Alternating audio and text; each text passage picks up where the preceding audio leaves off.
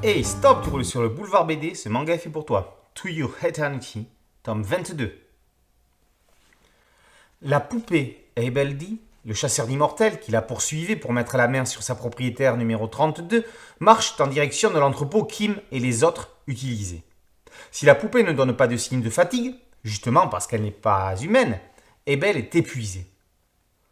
Quelques années plus tôt, enfant, il était confié à une riche famille d'accueil qu'il a élevé comme leur fils, dans la fraternité, avec leur enfant Anton. Anton dit, celui même qui a capturé Tonali et est devenu membre de Kaibara.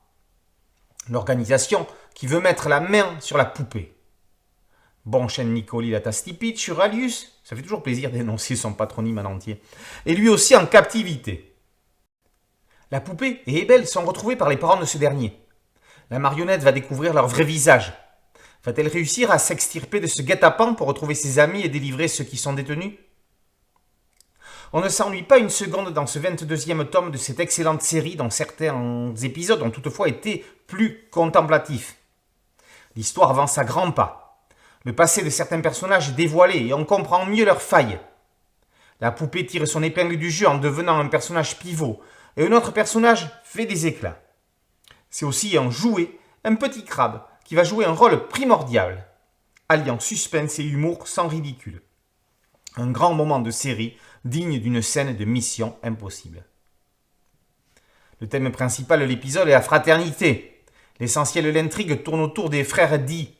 Si l'on trouve des circonstances atténuantes à Ebel, compte tenu de la découverte de ses véritables origines, il semble qu'il y a moins à sauver chez Anton. Ceci dit, tous deux sont victimes de leur éducation, et surtout de la famille qui les a élevés.